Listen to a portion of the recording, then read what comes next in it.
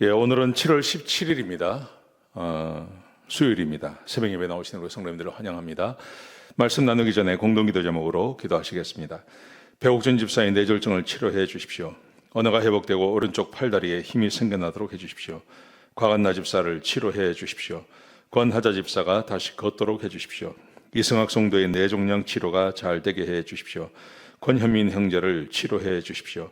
김여브라임 형제가 신장 이식을 속히 받도록 해주십시오. 김시 집사가 걷도록 해주십시오. 김수인 집사가 재발하지 않고 치유되게 해주십시오. 오수조 선교사의 건강을 회복시켜 주십시오. 8월 치유와 회복 집회에 하나님의 능력이 나타나게 해주십시오. 예수님의 이름으로 기도합니다. 아멘. 아멘. 오늘 본문의 말씀은 열왕기 하 12장 1절에서 8절까지 말씀입니다. 헌금을 오남용하는 것에 대한 말씀이 오늘 본문의 주제가 되겠습니다. 오늘 1절에 보시면 요아스라고 하는 사람이 남유다의 왕이 됩니다. 그리고 40년간 통치했다고 기록되어져 있습니다. 요아스는 요아스 시대에 여호야다라고 하는 대제사장이 있었는데요. 이 대제사장이 있는 동안 요아스가 하나님 보시기에 정직하게 행했다고 기록되어져 있습니다. 하나님 말씀대로 잘 살았다는 말이죠. 이 여호야다라는 사람이 하나님의 말씀을 잘 요아스에게 가르쳤고 그리고 그 말씀을 따라서 살았다고 그렇게 성경 기록하고 있습니다. 그런데 3절에 보시면 한 가지 안타까운 것은 산당은 제거하지 않았습니다. 산당을 제거하지 않았기 때문에 그래서 많은 백성들이 그 산당에 가서 제사를 드리고 분향을 했다 그렇게 기록을 하고 있습니다. 자, 그런데 4절부터 8절까지 말씀해 보시면 아주 특이한 이야기가 기록되어져 있습니다. 요아스 왕이 제사장들에게 이렇게 명령을 합니다. 너희가 받는 그 헌금 중에 그 헌금을 가지고 성전이 파괴된 곳이 있다. 성전이 파괴된 곳이 있는데 그것을 잘 수리하라고 이야기를 했습니다. 자, 그런데 6절에 보시면 그렇게 명령을 하고 23년이 지나가지만 파괴된 성전이 수리가 되지 않는 겁니다. 참 이상하죠. 그 제사장 중에 제일 높은 사람이 여호야다입니다. 근데 이 여호야다가 요시야 왕에게, 요아스 왕에게 성경을 가르칩니다. 그래서 요아스가 하나님의 말씀을 따라 살았습니다. 그런데 이 요아스가 성전이 무너진 것을 보면서 그 성전이 무너진 것을 좀 수리해달라. 헌금이 들어오는데 그 헌금 가지고 그것을 좀 수리해달라고 이야기를 했습니다. 그런데 23년이 지나도록 제사장들이 성전이 파손된 것을 수리하지 않는 것입니다. 이게 참 이상하지 않습니까? 자, 그러자 요아스가 대제사장 여호야다를 부릅니다. 불러서 이렇게 명령을 합니다. 왜 성전이 수리되지 않느냐 묻습니다. 대답을 못했겠죠. 그러니까 요아스가 이렇게 명령을 합니다. 이제는 헌금을 제사장들이 직접 받지 말고 수리하는 자들에게 지급하라고 이야기합니다. 그 헌금 중에 보면 제사장 몫이 있고 그리고 성전의 성가대를 하는 사람들이 있죠. 그 사람들에게 레위 족속에게 주는 몫이 있고 그리고 성전을 수리하고 성전의 운영을 위해서 사용하는 그 돈이 있었습니다.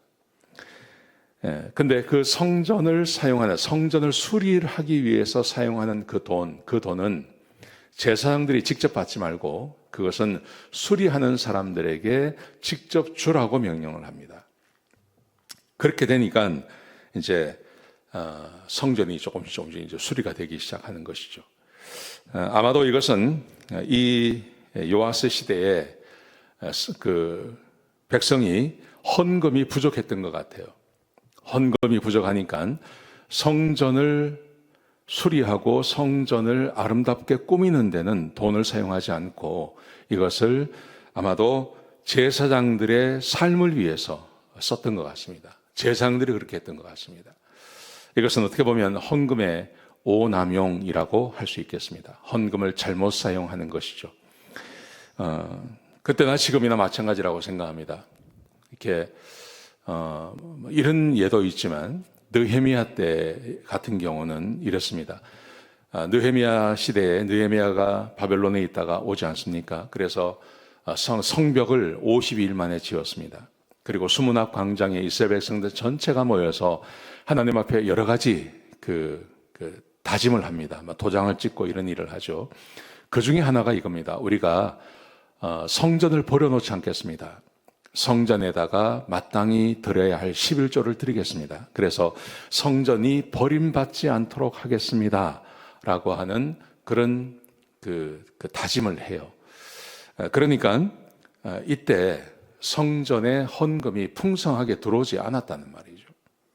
성전에 헌금이 풍성하게 들어오지 않았기 때문에, 그래서 풍성하게 들어오지 않은 헌금 때문에 성전을 수리하고 고치는 비용으로 쓸 수가 없는 겁니다. 제사장들의 생활비로 주다 보면 이 돈이 모자라는 거죠. 그게 무려 23년이나 되었다는 거예요. 느헤미야 때도 마찬가지입니다. 느헤미야가 그렇게 백성들이 와서 우리가 성전을 버림받지 않겠습니다. 우리가 11조를 하겠습니다 하고 도장을 다 찍고 약속을 했지만, 느헤미야가 바벨론에 갔다가 다시 오지 않습니까? 바벨론에 갔다가 다시 와보니 성전이 버림받는 거예요. 성전에서 일하는 제사장들이 없는 겁니다. 왜 없나 보니까 성전에서 월급을 주지 않는 것입니다. 그래서 그 사람들이 성전을 다 떠나버린 것입니다. 어떻게 보면 헌금을 오남용하는 것도 문제이지만 충분한 헌금을 하지 않는 것도 문제가 되는 겁니다. 우리가 하나님 앞에 교회를 섬기면서 교회 안에 하나님 앞에 마땅히 헌금을 해야 하는 것입니다. 내가 11조를 드리고 내가 주일 헌금을 드리고 내가 하나님 앞에 마땅히 드릴 것을 드려야, 그래야 우리의 교회가 제대로 굴러갈 수 있는 거죠. 교회가 제대로 교회의 역할을 할 수 있는 것입니다. 근데 이때 이 요아스라고 하는 사람이 있을 때 그렇게 하지 못한 겁니다. 이렇게 하지 못해서 무려 성전을 23년 동안이나 방치해버리고 그냥 버려두게 되는 것이죠. 이 이스라엘 백성들이 제대로 헌금을 하지 않아서 이런 일이 생겨난 것입니다. 지금도 마찬가지라고 생각합니다. 지금도 우리 교회가 있습니다. 우리 교회 건물이 있고 또 교회에 소속되어져 있는 우리 목회자들도 있고, 우리가 충분히 헌금을 한다면 아마 풍성하게 사용을 할 것입니다. 그런데 이게 부족하면 뭔가 한 곳에서 무너지는 일이 생겨나는 것이죠. 헌금이 굉장히 중요합니다. 여러분, 그래서 내가 마땅히 하나님께 드려야 할 그 헌금들을 주님 앞에 드리는 일, 그 일을 하시기 바랍니다. 기도하시겠습니다. 아버지 하나님, 헌금이 주님 앞에 드려질 때 주께서 우리를 복 주시겠다고 약속해 주셨습니다.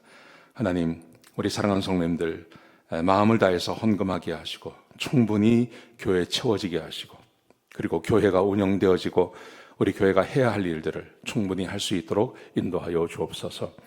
그동안 많은 헌금들로 채워주시니 감사합니다. 또 헌금한 우리 성도들에게 복의 복을 더하여 주옵소서. 감사합니다. 예수님의 귀하신 이름으로 간절히 기도드렸습니다. 아멘.